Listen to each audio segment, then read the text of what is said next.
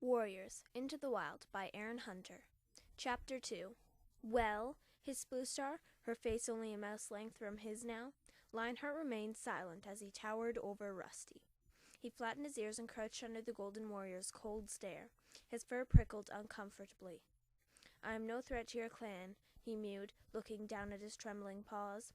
"You threaten our clan when you take our food," yelled Bluestar. "You have plenty of food in your two-leg nest already. You come here only to hunt for sport, but we hunt to survive."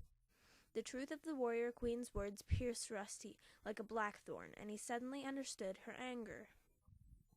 He stopped trembling, sat up, and straightened his ears. He raised his eyes to meet hers. "I had not thought of it that way before.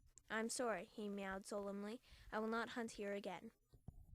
Bluestar let her hackles fall and signaled to Lionheart to step back. "You're an unusual kitty pet, Rusty," she meowed.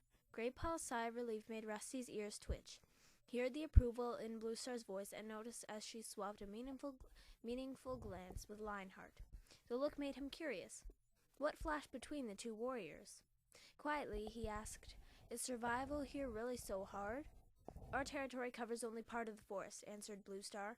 "We compete with other clans for what we have, and this year, late new leaf means prey is scarce." "Is your clan very big?" Rusty meowed, his eyes wide. "Big enough," replied Bluestar. "Our territory can support us, but there is no prey left over." "Are you all warriors, then?" Rusty mewed. Bluestar's guarded answers were just making him more and more curious. Lionheart answered him. "Some are warriors. Some are too young or too old or too busy caring for kits to hunt." "And you all live and share prey together?" Rusty murmured in awe, thinking a little guiltily of his own easy, selfish life. Bluestar looked again at Lionheart. The golden tabby stared back at her steadily. At last she returned her gaze to Rusty and meowed. "Perhaps you should find out these things for yourself. Would you like to join ThunderClan?" Rusty was so surprised he couldn't speak. Bluestar went on. "If you did, you would train with Greypaw to become a clan warrior." "But kitty pets can't be warriors," Greypaw blurted out. "They don't have warrior blood." A sad look clouded Bluestar's eyes. "Warrior blood," she echoed with a sigh. "Too much of that has been spilled lately." Bluestar fell silent, and Lionheart meowed. "Bluestar is only offering you training, young kit. There's no guarantee you will become a full warrior. It might prove too difficult for you. After all, you are used to a comfortable life." Rusty was stung by Lionheart's words. He swung his head around to face the golden tabby. Why offer me a chance, then?" But it was Bluestar who answered. "You are right to question our motives, young one. The fact is, ThunderClan needs more warriors." "Understand that Bluestar does not make this offer lightly," warned Lionheart. "If you wish to train with us, we will have to take you into our clan. You must either live with us and respect our ways, or return to your two-leg place and never come back. You cannot live with a paw in each world." A cool breeze stirred the undergrowth, ruffling Rusty's fur. He shivered, not with the cold, but with excitement at the incredible possibilities opening up in front of him. "Are you wondering if it's worth giving up your comfortable kitty pet life?" asked Bluestar gently. "But do you realize the price you will pay for your warmth and food?" Rusty looked at her, puzzled. Surely his encounter with these cats had proved to him just now how easy and luxurious his life was. "I could tell that you were still a Tom," Bluestar added, "despite the two-leg stench that clings to your fur." "What do you mean, still a Tom?" "You haven't yet been taken by the two legs to see the cutter," meowed Bluestar gravely. "You would be a very different cat then. Not quite so keen to fight a clan cat, I suspect."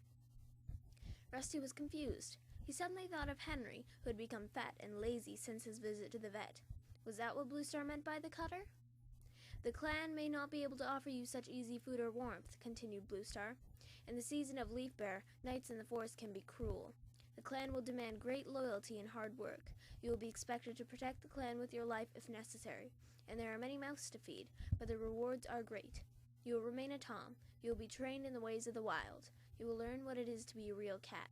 The strength and the fellowship of the clan will always be with you, even when you hunt alone."